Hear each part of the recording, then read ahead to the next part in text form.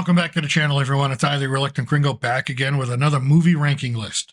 Michael Keaton has been acting since 1974, when he was a volunteer performer for the legendary Mr. Rogers. Since then, his career has taken a lot of ups and a lot of downs, mostly because of the choices in film roles. For sure, whenever Keaton plays a role, he's fantastic in it. The problem is, no matter who you are, a great performance cannot always carry a major motion picture release. In the late 70s and early 80s, Keaton displayed his comedic skills, starring in comedy after comedy and making cameo appearances on sitcom television. As he began to move into the adult rom-com space, Tim Burton came a-calling and offered him two roles that would cement his image in film history forever. With Keaton releasing his new film this month, Knox Goes Away, one that he directs and stars in with Al Pacino, I think it's only appropriate to look back at Keaton's career and give you, in my opinion, his 10 best films. As always, let me know what you think in the comment section below, and with that, let's begin. Number 10. Gung Ho. In the 1980s, there was a fear that Japan would take over everything, including the entire US economy. The Japanese were owning the electronics market and flush with cash. They were buying up property all over the United States. There was a real Japanese scare that could be felt in both media and news. It was only logical that Hollywood would parody this fear in the form of Gung Ho, a film about a failing car manufacturer that is bought by the Japanese and who move their own people into management. It is a culture clash film, the Americans trying to adapt to the strict and rigid Japanese business work ethic, while the Japanese try to navigate their way through middle America, along with dealing with the anger and resentment of the locals who lost their jobs. And yes, this is a comedy, but one with intelligence. Keaton plays Hunt Stevenson, a middle management guy trying to balance both worlds, satisfying his new Japanese bosses while helping his American counterparts keep their jobs. In the end, Hunt has to bring both Japanese and American sides together to reach a common goal. Otherwise, the factory will close forever. Sure, some of the comedy is outdated and may be considered offensive by today's standards, but get over it. Keaton is funny, manic, and even poignant in this, one of his early big breaks. Number 9. Clean and Sober. In 1988, most people knew Michael Keaton as Beetlejuice. To avoid typecasting, Keaton took on the role of Daryl Pointer, a high-pressure salesman who is addicted to narcotics and whose life is spinning out of control. One morning, after a night of partying, Daryl wakes up in his apartment with a dead woman. She is dead from an overdose of the drugs given to her by Daryl. To avoid jail and the police, Daryl checks himself into a confidential rehab facility. But he's not there to get clean. He's there to avoid accountability. However, he soon learns that detox can bring reality crashing down on you. Also featuring Morgan Freeman in a fantastic turn as a counselor and former addict himself, who is always one step ahead of Daryl as he tries to skirt the rules of the facility, Keaton finds not only sobriety, but hope and love both in himself and others. This film is dark at times, uplifting at others, and is an early showcase of the dramatic skill and emotional depth that Keaton is able to deliver on screen. Yeah, oh boy, big 307 a week. Boy, you gotta allocate that motherfucker, don't you? What's that, lean cuisine, maybe some pork and beans? Hey, why don't you get yourself another pair of those plastic shoes? Fine, you want me out of here? I'm fucking out of here. I'm gone. Motherfucker, look at his back. Number 8. Spider-Man Homecoming. A hero in a film is only as good as his villain. The Tom Holland Spider-Man films have yet to deliver a villain as menacing as Keaton's Vulture. Even when not in costume, Keaton's performance, particularly when talking with Peter Parker outside the school prom, delivers more tension than most current-day superhero flicks can deliver at their most action-packed moments. As the Vulture, Keaton gives us a villain who is committing crimes for all the right reasons. There is a real moral dilemma with the character because, in a way, he's the one who's been wronged by the government and by the greed and ego of the Avengers. If it were not for Spider-Man, we may be cheering Keaton on in his pursuit of prosperity and security for his family and employees, and hopefully, it's only a matter of time before we see Keaton reprise this role in future Marvel projects. The world's changing. It's time we change too. Number 7.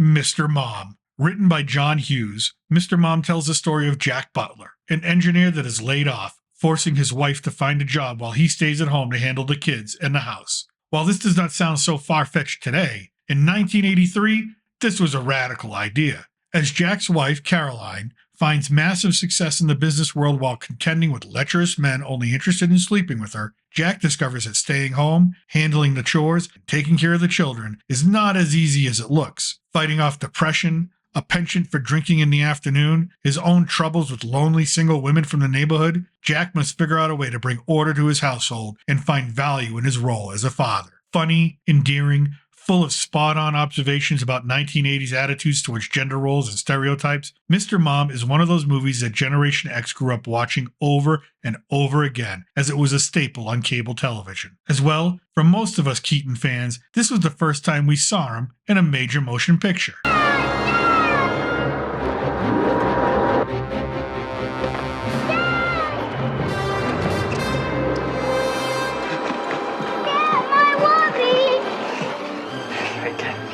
Now look. Run, Kate! Run!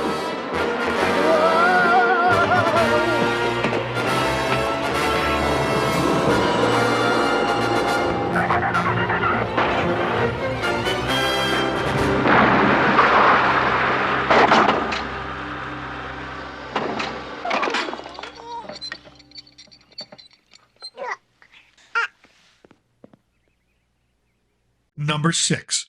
Spotlight. This Oscar-winning film deserves all of the accolades it could have received. An ensemble cast led by Keaton tells the true story of the Boston Globe's Spotlight team, a group of journalists who specialize in long-term investigative projects that uncover corruption and scandal in the New England community. It is this real-life team that uncovered the Catholic Church's clergy abuse cover-up and exposed to the world the lengths to which the abuse and criminal activity had been concealed by both government and church. The story is a powerful one, each journalist given a chance to contribute dramatically, but it is Keaton's role, his character, that is the rudder of the ship that keeps everyone grounded. It is Keaton's performance as Robbie Robinson that anchors the story and the character whose eyes we see through as an audience, as the magnitude and scope of the crimes and cover-up unfolds with each successive revelation. Not only is this an Oscar-worthy film, but one of Keaton's finest performances as an actor. You're going to give me the names and the names of their victims.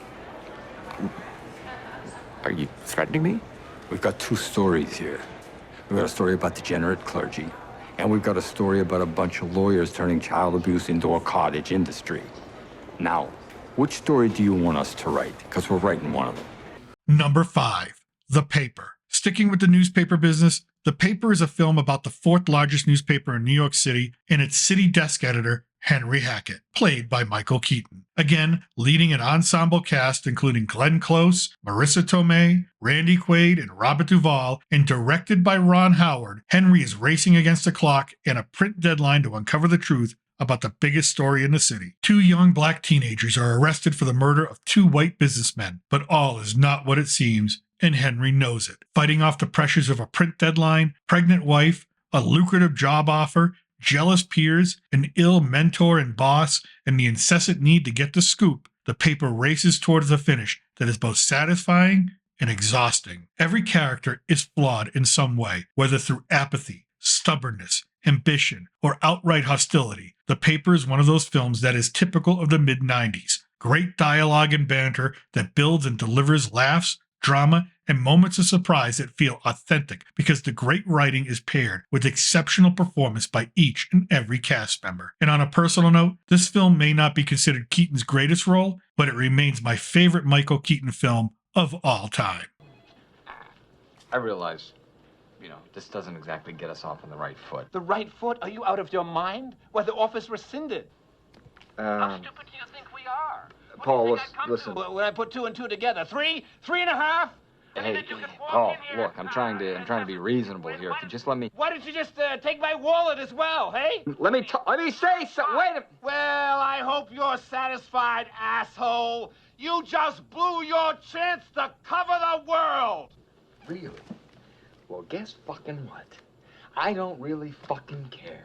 You wanna know fucking why? Because I don't fucking live in the fucking world. I live in fucking New York City. So go fuck yourself.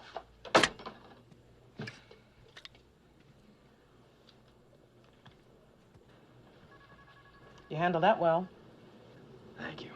Number 4. The Founder. Although this movie failed to make back its budget at the box office, let's face it, It is a niche biopic that had to compete with the red-hot superhero film market. It is one of those films that after you see it, you wonder, how did it not receive nominations for all the best awards? Telling the story of Ray Kroc, the founder of McDonald's, from a certain point of view. Keaton carries this film and embodies a man who is married to professional failure, but is dedicated to searching for the right opportunity to make his mark on the world. Packed full of nostalgia for a simpler time, The Founder is an exceptional character study of one man who changed the culinary world for better and for worse. It is also the story of how when one man gets a taste of success, how that adrenaline rush can turn into an addiction, causing disregard for the personal well-being of those around him and for those who helped get him there. In the end, the story of The Founder will have you asking, is this a story of unbridled success or the story of an individual stripping away his humanity for the comfort of financial and professional dominance? Now, I know what you're thinking.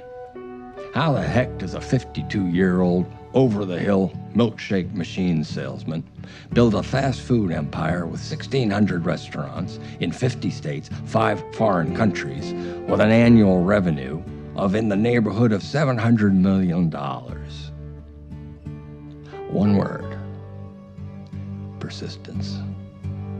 Number 3, Birdman, or The Unexpected Virtue of Ignorance. This is the film that revived Michael Keaton's career in the eyes of critics and audiences. It is a completely meta film that only Keaton could bring legitimacy to. As Regan Thompson, Keaton stars as an actor who found global success playing the superhero Birdman 20 years previously. The role in the movie took over Thompson's life, making it impossible for him to find success in future projects that typecast him against this superhero alter ego. And this is exactly what happened to Keaton in real life following his 1989 turn as Batman. The film brilliantly brings to light the artistic, personal struggle of an actor who is denied the ability to do the one thing he loves the most because he was so good at doing that very same thing, and now the world will not let him forget it. Becoming a parody of himself, Keaton delivers his most personal and most articulate performance of his career in Birdman, and one that many thought he should have received the Oscar for, losing to Eddie Redmayne. Although the film itself received 4 Oscars, including Best Picture and Best Director. Without this film, there may be no Vulture, no reprisal of Batman and the Flash, or Beetlejuice in the upcoming long-awaited sequel, and Keaton may not have received the recognition and acclaim he so richly deserves for such an eclectic and stellar career as an actor. Number 2, Beetlejuice. It's showtime.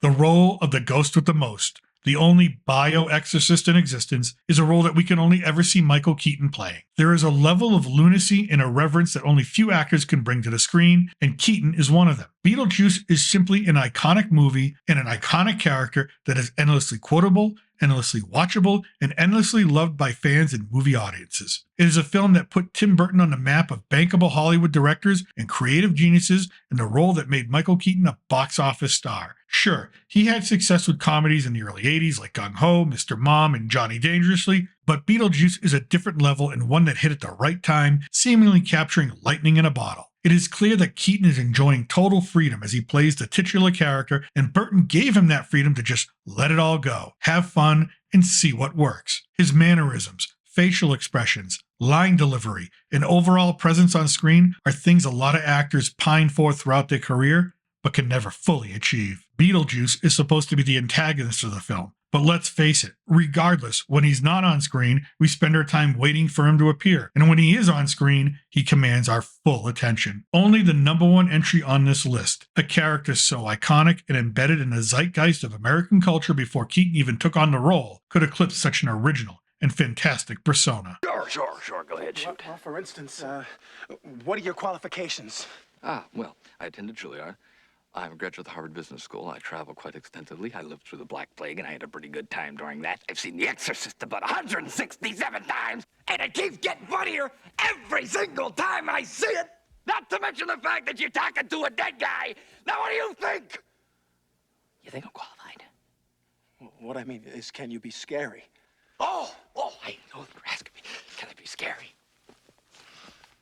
What do you think of this?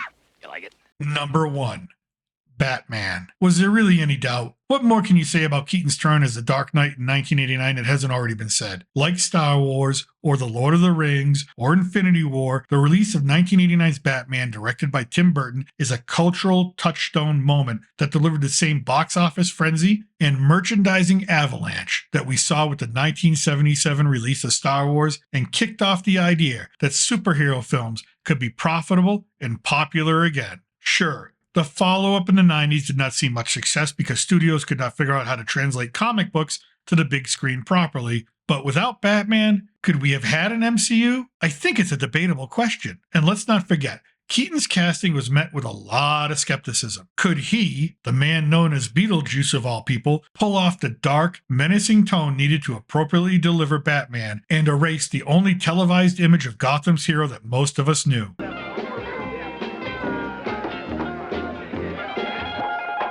And yes, it is not lost on me that Jack Nicholson's Joker was the big draw that got audiences invested. But after seeing the film, we all realized that Keaton could hold his own with a living legend. His performance was so beloved by audiences that the recent Flash film was marketed not as a Flash film or an Ezra Miller vehicle, but as the triumphant return of Keaton in his most famous role. Whether that was successful or not can be debated and discussed in the comment section below. But one thing is clear. When we think about Batman on the big screen, either initially or inevitably, we conjure up the image of Michael Keaton crashing through the glass ceiling of the museum to confront the Joker for the very first time. And that's my list. What do you think? Did I miss anything? Is your list different? Let me know. And don't forget to like and subscribe for future content. And if you enjoyed this video and want more ranking lists, click on the thumbnails at the end for my ranking of the Star Wars franchise and my top 10 comedies of all time. And with that, I'm still your reluctant gringo. Thank you for watching. And from south of the border, salute